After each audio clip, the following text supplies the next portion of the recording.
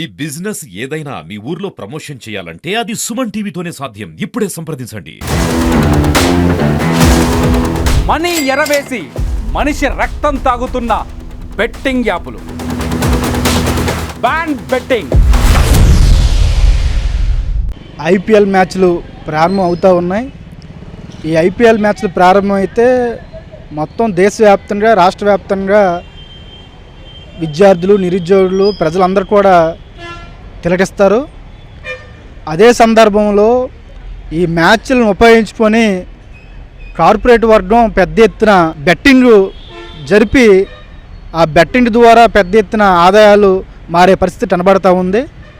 అదే సందర్భంలో బెట్టింగ్ యాప్లు డబ్బులు పెట్టి కొనుక్కొని అందులో పెట్టుబడి పెట్టి అప్పులు పాలైపోయి చాలామంది ప్రాణాలు కోల్పోతున్న పరిస్థితి చూస్తూ ఉన్నాం.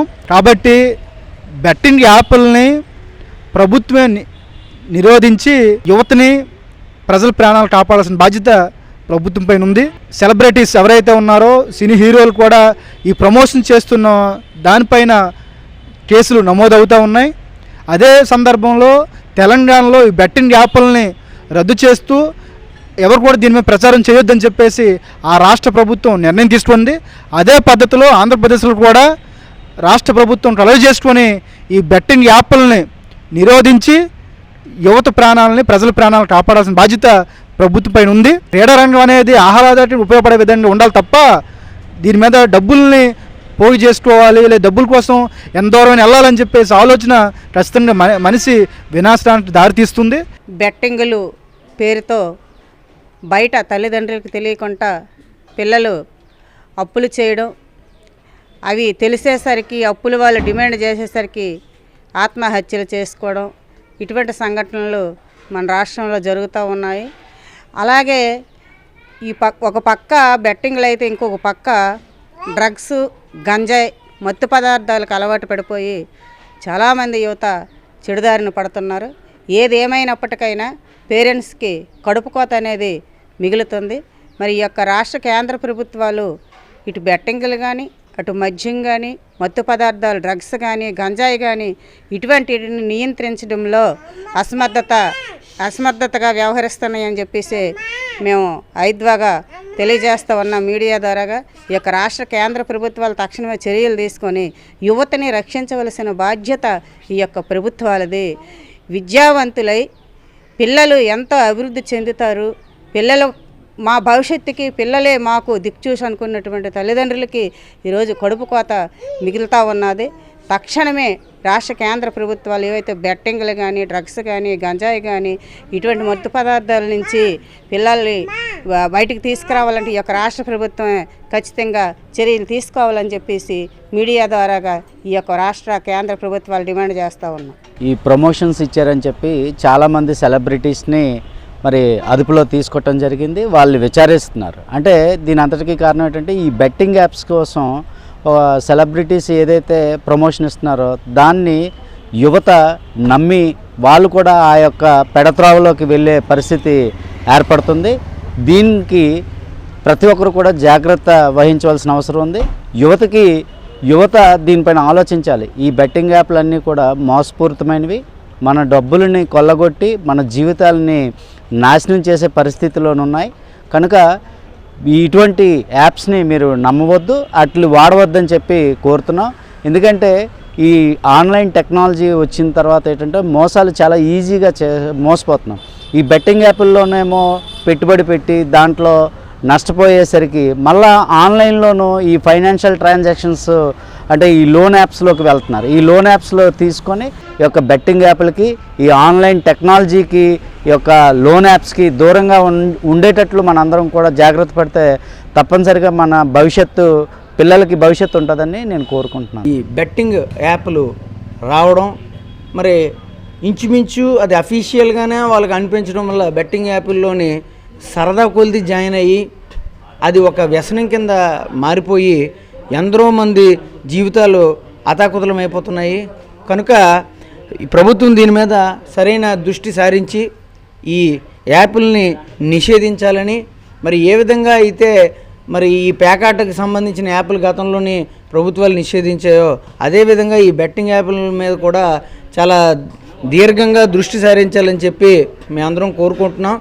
ఏది ఏమైనా సరే బెట్టింగ్ల వల్ల చాలా జీవితాలు నాశనం అయిపోతున్నాయి కాబట్టి వీటి మీద యువత కూడా ఒక అవగాహన కలిగి రేపొద్దున్న ఎవరి తాలూకా లైఫ్లు పాడైపోకుండా ఉండడానికి గవర్నమెంట్కి సరైన సూచనలు ఇవ్వాలని చెప్పి మేము కోరుకుంటూ ఈ బెట్టింగ్ యాప్లని ఆపివేయాలని చెప్పి డిమాండ్ చేస్తున్నాం. పెద్దవాళ్ళు చెప్పిన మాట ఈ పూర్వం ఏమనేవారంటే పెరుగన్న మూట అనేవారు. అందులో మంచి విషయాలు చాదస్తం అనొద్దు, పెద్దవాళ్ళు చెప్పినవి మంచి విషయాలు వినండి. ఇప్పుడు వాళ్ళు ఏంటంటే పెద్దవాళ్ళు కానీ ఎవరు ఏం చెప్పినా సరే ఇన్ఫీరియారిటీగా ఫీల్ అవుతారు అనమాట. అలా కాకుండా మనం మంచిని అనేది ఈ జీవితం అనేది ఒక లైబ్రరీ లాంటిది పుస్తకం. అది మనం చివరి క్షణం వరకు కూడా ఇంకా విషయాలు తెలుస్తూనే ఉంటాయి, ఒక గ్రంథం లాంటిది. అంచేత నేను అందరికీ చెప్పేది ఏంటంటే దయచేసి పెద్దలకి మంచి విషయాలు నేర్చుకోండి, బెట్టింగ్ ఇది కాకుండా మంచివి ఇది అవ్వండి. జనరల్గా ఇవి ఆన్లైన్లోనే లింక్స్ కూడా పంపిస్తారండి, కొద్దిగా అట్రాక్టివ్గా ఇన్స్టాగ్రామ్లో కానీ టెలిగ్రామ్లో కానీ లింక్స్ పంపిస్తారు. మీకు ఇంత పెట్టుబడి పెడితే ఇంత అమౌంట్ వస్తుంది, డబుల్ వస్తుంది, ట్రిపుల్ వస్తుంది అని చెప్పేసి పంపిస్తూ ఉంటారు. యూజువల్గా టెలిగ్రామ్ యాప్లోని లేకపోతే ఇంకా వేరే వెబ్సైట్లోని లింక్స్లోని పంపిస్తారు. పంపించినప్పుడు కానీ లేకపోతే ఆ మెసేజ్లు కానీ క్లిక్ చేస్తే ఆ పేజ్కి ఓపెన్ అవుతుంది అనమాట. దాంట్లో అడ్వర్టైజ్మెంట్ చూపిస్తారనమాట. ఇంకో ఇంత సంపాదించారు, ఇంత వచ్చింది, లేకపోతే ఇంత అమౌంట్ డబుల్ అయింది, ట్రిపుల్ అయింది అని చెప్పేసి చాలా ఈజీగా అయిపోతుంది, షార్ట్ టైంలో అయిపోతుందని చెప్తారు. పబ్లిక్ ఏంటంటే అట్రాక్ట్ అయ్యి మనీ కోసం చాలామంది పేదరికం వల్ల కానీ లేకపోతే డబ్బుల మీద ఆశ వల్ల కానీ ఏం చేస్తారంటే వెంటనే దాని మీద క్లిక్ చేస్తారు. క్లిక్ చేసి ఫస్ట్ ఇనీషియల్గా కొంత డబ్బులు వచ్చినట్టుగా చూపిస్తుంది, అమౌంట్ క్రెడిట్ అవుతుంది. తర్వాత నుంచి మనం పెట్టిన కొలది ఆ అప్లికేషన్లో మీకు క్రెడిట్ అయ్యి స్కోర్ కింద చూపిస్తాడు అమౌంట్. ఇగో మీది ఇంత అయింది 1 lakh అయింది, 5 lakhs అయిన తర్వాత మీ అమౌంట్ మీరు రిటర్న్ తీసుకోవచ్చు అని అంటాడు.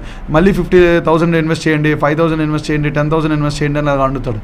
మీరు 5 lakhs అయిపోయిన తర్వాత ఈ 5 lakhs తీసుకోవాలంటే ఇంకొక 5 lakhs ఇన్వెస్ట్మెంట్ చేస్తే 10 lakhs ఒకసారి ఇస్తామని అంటాడు అనమాట. ఇవన్నీ కూడా ఫ్రాడ్, కాబట్టి ఎట్టి పరిస్థితుల్లో ఇన్వెస్ట్మెంట్ చేయకూడదు.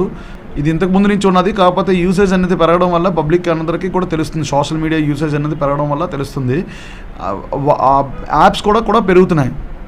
వాటికి ఇండియాలో అంతా బ్యాన్ అండి. ఇవన్నీ కూడా వేరే కంట్రీస్లో ఉండి అప్లికేషన్స్ అవి యూజ్ చేస్తూ ఉంటారు. మనకి ఎక్కువగా పాపులేషన్ ఎక్కువగా ఉంటుంది, మన పేదరికం అవడం వల్ల మన ఇండియాలోని వీళ్ళందరూ కూడా పబ్లిక్ అందరూ అట్రాక్ట్ అవుతారని చూస్తుంటారు అనమాట. అంటే పేరెంట్స్ ఖచ్చితంగా వాళ్ళ మీద ఇది చేయాలండి, అబ్జర్వేషన్ పెట్టుకోవాలి. వాళ్ళ పిల్లలు ఏం యూజ్ చేస్తున్నారో, వాళ్ళకి అమౌంట్ ఇస్తున్న పాకెట్ మనీని యూజ్ చేయకుండా ఇంకెవరి దగ్గర డబ్బులు తీసుకున్నారా, లేకపోతే ఈ యాప్స్కి అడిక్ట్ అవ్వడం వల్ల ఇంకెవరి దగ్గర అప్పులు చేయడం కానీ, లేకపోతే ఇంకేదైనా గోల్డ్ థెఫ్ట్ చేయడం, మొబైల్స్ థెఫ్ట్ చేయడం, ల్యాప్టాప్స్ థెఫ్ట్ చేయడం, ఫ్రెండ్స్ తాలూకు థెఫ్ట్ చేసి ఆ డబ్బులతో మళ్ళీ వీటి బెట్టింగ్లో ఇన్వెస్ట్మెంట్ చేయడం, ఇవన్నీ చేస్తున్నారు అనమాట. అసలు ఎట్టి పరిస్థితుల్లోని ఇన్వెస్ట్మెంట్ కానీ చేయకూడదు. తర్వాత ఇంకొకటి మోర్ ఓవర్ దీనివల్ల ఇతర నేరాలు కూడా వాళ్ళు పాల్పడుతున్నారు. ఒకటి మొదటగా ఈ డబ్బులు వాటిలో ఇన్వెస్ట్మెంట్ చేయడానికి కావాల్సిన డబ్బులు, వీళ్ళ దగ్గర ఉన్న డబ్బులు, పేరెంట్స్ ఇచ్చిన డబ్బులు అయిపోయిన తర్వాత మళ్ళీ ఆ డబ్బులు పెట్టడానికి ఇంకెవరి దగ్గర దొంగతనం చేస్తున్నారు, అదొక కేసు అవుతుంది. తర్వాత బెట్టింగ్ పాల్పడినందుకు ఇదొక కేసు అవుతుంది.